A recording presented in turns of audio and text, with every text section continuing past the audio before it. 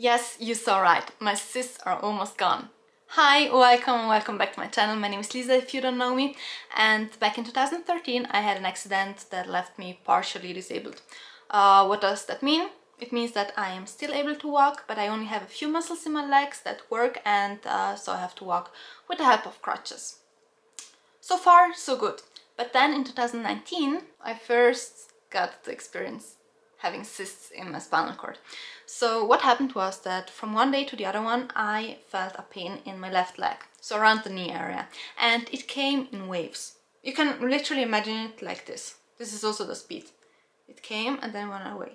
Then it came just like a wave the whole time. It was not that strong, but the fact that it came over and over and over again, and also at very unpredictable times, so maybe sometimes at night, sometimes while I was walking, sometimes while I was gaming, so literally while I was really focused on something else, it was just there. So, no, that's a lie, I wasn't even gaming back then. What was I doing? I really don't know what I was doing back then, but anyway, whatever it was that I was doing, the pain just came all the time. So that was the first thing. Obviously I thought, okay, maybe I hurt myself and I should probably just rest and see. Maybe it will probably go away. But then something else happened. In the days that followed, I noticed that the strength in my left leg slowly went away. So I was losing strength, and a lot of it.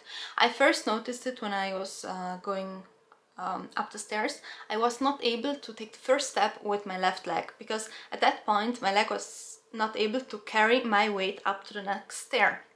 So I basically all the time had just to take the first step with the right leg and then follow with the left one, you know. And I mean, I was still able to manage, but it was just a little strange. And then I noticed also while going down the stairs a few days later that when I took a step and I had to bend my left knee, my leg was again not able to hold my weight and I fell down the stairs. This happened one time, then I tried again because I thought, okay, maybe I was not really focused, something must have happened, and again I fell down the stairs. And so I knew, okay, wait, maybe there is something. But at that point I was still thinking, what if I just hurt my knee, and since it hurts I'm not putting a lot of weight on it, and I'm generally trying to use the right leg a little bit more, and this is why I'm losing strength, like, you don't know. But still I started going to see doctors. We took some x-rays, MRIs and stuff like that of my left leg, of my knee especially, and we actually saw that there is not really anything. Like, they weren't able to see anything. So I went and saw other doctors, and at some point one told me, Lisa, you should maybe get your back checked. And I thought, what does that have to do with my knee? Like, what's going on? But then I still did it, and we noticed that I had some cysts in my spinal cord. So the doctor told me that, well, since I have these cysts, they are probably so big that they compromise the space of my nerves, and therefore the signal is not able to go from my brain to the different muscles. And well, when I asked why do I have these cysts, he said that well, usually in the spinal cord we have the nerves and the liquid. And when I had my accident, they obviously had to cut me open and to put together the bone that I broke, and then they saw me back together. But obviously, like, the wound had to heal, and the scar tissue is usually thicker than the skin, and it can be that this new scar that was created actually compromised my spinal cord, so that the liquid was not able to pass anymore, and therefore these cysts were created. The doctors also suggested that this already happened right after my accident, but back then the cysts were very small, and over the time then the cysts grew, and at some point, like, the size of my cyst was so big that it just compromised the functions of my nerves. Then I asked, what can we do about it? And they said, well, we can remove the cyst, but the problem is that it will probably come back again, because obviously, how do you remove it? They have to cut me open again, they remove the cyst, and then they have to saw me back once again, and a new scar will be created. So this will again be the same cycle.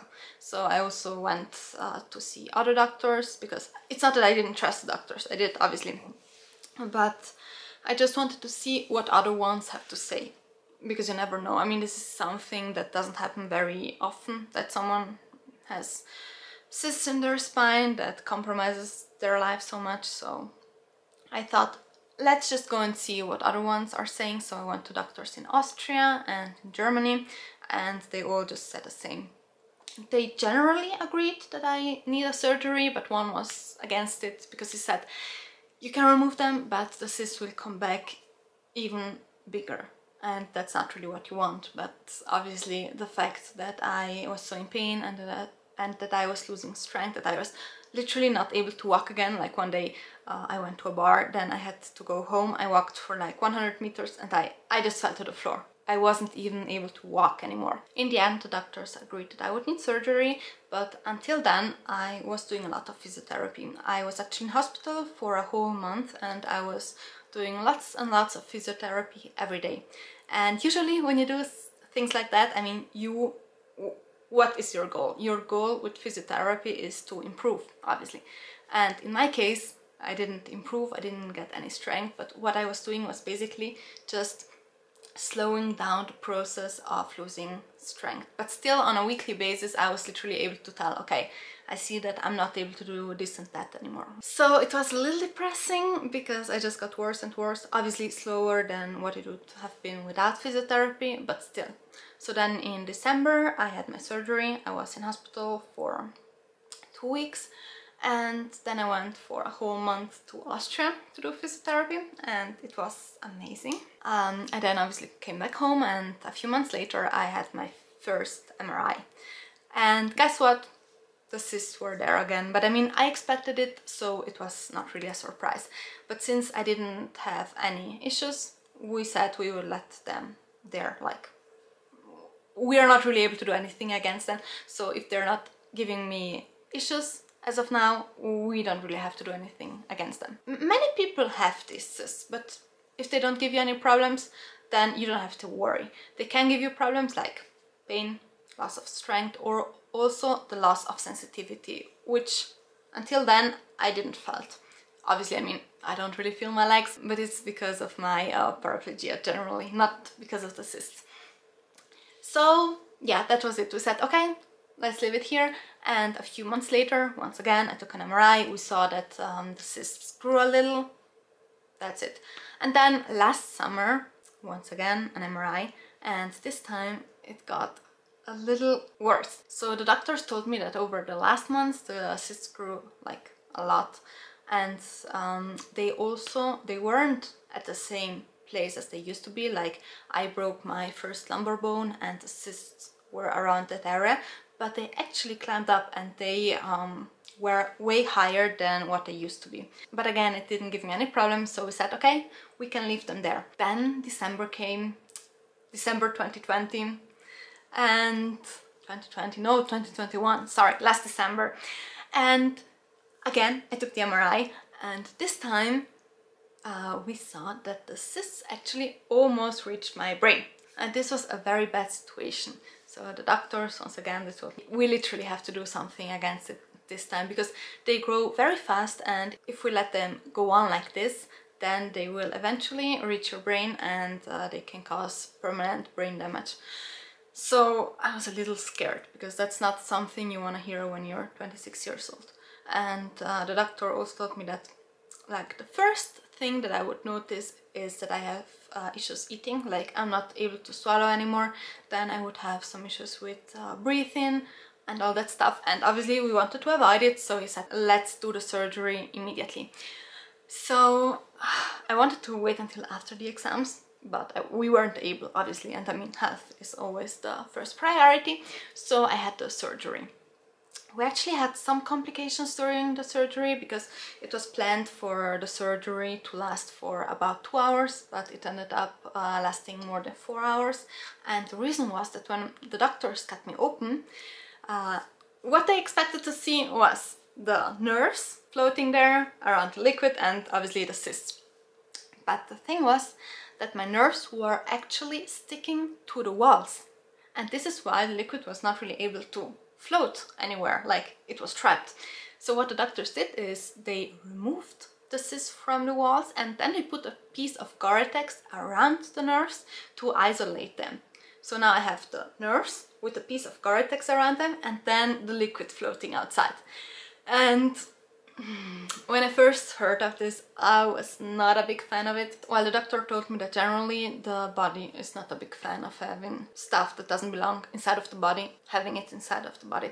So he also said that sometimes against cysts they did the following, that they put a tube from inside the cysts going directly to your stomach. So whenever the cyst fills up with liquid, the liquid can immediately go down to the stomach. But obviously, again, it's something that is not supposed to be inside of your body, so it very often happens that it gets clogged or stuff like that. And that, in the end, it doesn't really work. This is also why he said he wouldn't do anything with like a tube or stuff like that. And then when I discovered they actually put something inside of me, my hopes were almost completely lost. Also because this is not something they expected to see, so they were not prepared for this. It was just that in the moment they had to do something. I expected yeah, this new little tube that they put around the nerves to get clogged immediately, but yeah, it was not really like this. The thing was that right before I had my surgery, obviously they wanted to operate because the cyst was almost reaching my brain, but at the same time I also had some issues. First one was I wasn't able to feel this part of my body anymore, and the second one was that whenever I had to sneeze I was throwing up. So it started off with having a huge pain in my chest just for a few seconds, and then each time I had to sneeze again it stayed there for longer and longer, and until one evening I had to sneeze and then I was throwing up, and from that point on every time I had to sneeze I just had to throw up, and it was horrible. So I really, whenever I had this need to sneeze, I blew my nose and I tried to focus not to sneeze, and it worked. I know that you shouldn't do that. If your body wants to sneeze, you should do it, but imagine throwing up each time. So I actually also went to a lot of doctors for that, because I was really hoping that it was not a cyst, you know. But yeah, in the end I think it was the cyst. No doctor was actually really able to tell me what it was, not even the neurosurgeons, like they never heard of it. But the thing is that a few weeks after the surgery I remembered, wait Lisa, you had your surgery, what if it was the cysts that caused you this problem? And so I had to sneeze and I was full of hope. I just sneezed and it was amazing. I sneezed, no pain, no nothing. I just felt free all at once, you know. That it was such a nice feeling. And well, I can still sneeze without any problems. So I'm very happy about that. And also, like, my feeling that I've lost in the previous months was back. It's I would say fully there again. But still, I was not very optimistic with the whole cyst situation. So especially, like, I had my MRI, the last one, 3 weeks ago, I think. Yeah, should be something like that. And the days and weeks before, I was so afraid. I can say I was falling asleep almost every night crying, because I was expecting the bad news again. So you have to know that the first time, from my accident to the first time that I had to remove the cysts, 6 years passed, and the second time only 2 years. And so it's a little bit exponential. So this time I expected to need a surgery this summer again or something like that. So I was crying a lot. I was very pessimistic, I would say, about the whole story. And then the day of the MRI came. I went to take the MRI. I'm not the biggest fan of MRIs, just because it takes so long to take mine of the whole spinal cord, and so usually I get a lot of pain on the back of my head. They give me a pillow, they do, but still staying there for a whole hour, you just want to move a little bit, just change a little bit the position, but you're not really allowed to. So I'm not a big fan of it. A few days later I I was able to go online and see what they wrote. So a radiologist had a look at it, and then they write a report, they put it online, and you can have a look at it. I actually wanted to record my reaction, but I thought, Lisa, why do you want to record yourself crying? That's not what we want here. So I opened it up, I briefly flew over it, and then I thought, hey, wait, this doesn't look that bad. Am I wrong? So I read through it, and again, I was there like, wait, this is not bad at all, is it? Obviously, it's written in a medical language, and it's always in Italian, so it wouldn't make a lot of sense reading it to you right now. But it didn't seem like bad news. And I was very happy. So the week after, I went to see my neurosurgeon. I always have the MRI, and exactly a week after I meet down with the doctor. And I went there, and he didn't have a look at it yet, but I told me, yeah, I think it's not that bad. I was very optimistic at that point. Sorry. Yeah, and then we had a look at it together. Like, he put the MRI from December next to the one from May, and it looked like two different spinal cords. On the one from December, you were literally able to see the cyst going up to almost my brain, and in the second one, my whole part of the spine that goes up your chest and that goes up to your brain was literally perfect. Obviously, in the region of of the lumbar bones, where I actually had my broken bone, it still looks a little rough around there, and we still have some cysts there, but it's nothing. Like, the picture that we have right now looks so perfect. I would like to show you, but I actually don't have the pictures, because you can get them, but you have to order them, and they only give them to you in the CD format, and I have no possibility at reading the CDs, so right now I don't have any. But trust me, they look very good, and I'm so happy. And the doctor was also happy. He was there and said, yeah, Lisa, it's perfect, like almost, but it's amazing. So I'm gonna have another MRI. Usually I had my MRIs every 6 months, but this time my next MRI is in a year. This is so amazing. So I was so happy when I left, because now I can actually make plans. Because when you have some medical condition, it's always so hard to make plans, because you don't know, will I be able to do this and that in maybe a month, 2 months, 3 months, or will I be in hospital? What will my condition be? So now I'm just so happy. Like, now I know that I have time in summer to prepare for the exam that I didn't pass due to the surgery. But I mean, the surgery was worth it. It really was. And I just wanted to share with you this news, because usually I don't post a lot, and if I do, then it's always just bad news. And this year is finally some good news. So I'm very excited. I hope that I can enjoy this summer a little bit more, because obviously the last one I got the bad news that the cysts were growing fast, even though I didn't have the surgery last summer. So yeah, it still destroyed my summer a little bit. Like, I had some plans, but I also wanted to meet up with some friends that I haven't seen in years, I remember, and then I just never got back to them, because I was so focused on cysts. They will come back eventually, they will, like, that's for sure. But for now, I'm very happy about this. And you know, the more time that passes, the more advancements will be made in medicine. So it's just positive if I can take a break right now. So maybe in the future they also have some better methods of getting rid of cysts.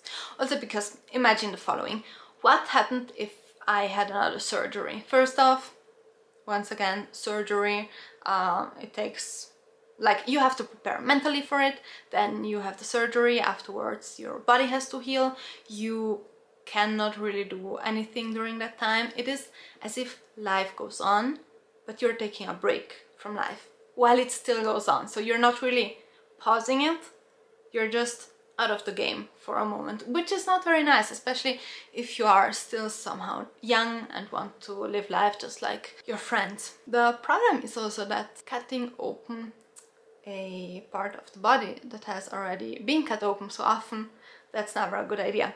I had the same spot cut open 3 times at this point, and every time you do so, you lose roughly around 20% of the elasticity of the skin. And I remember I met a guy once that also had a few surgeries, and he was waiting for the next surgery. They were going to cut him open on the front because they were just not able to do it again on the back because of the skin. And this brings along other risks, because obviously if they're cutting you open on the front, they have to go through your organs and try to find a way to be there at the spine. And it's so risky, you know. Giving my skin a little break, that's very good for now. Going on with life, that's also very good, and I'm just so happy. So thank you so much for being here, for listening to my story once again, and I'm glad to be able to finally give you some good news. I hope to see you again very soon, and yeah, see you around.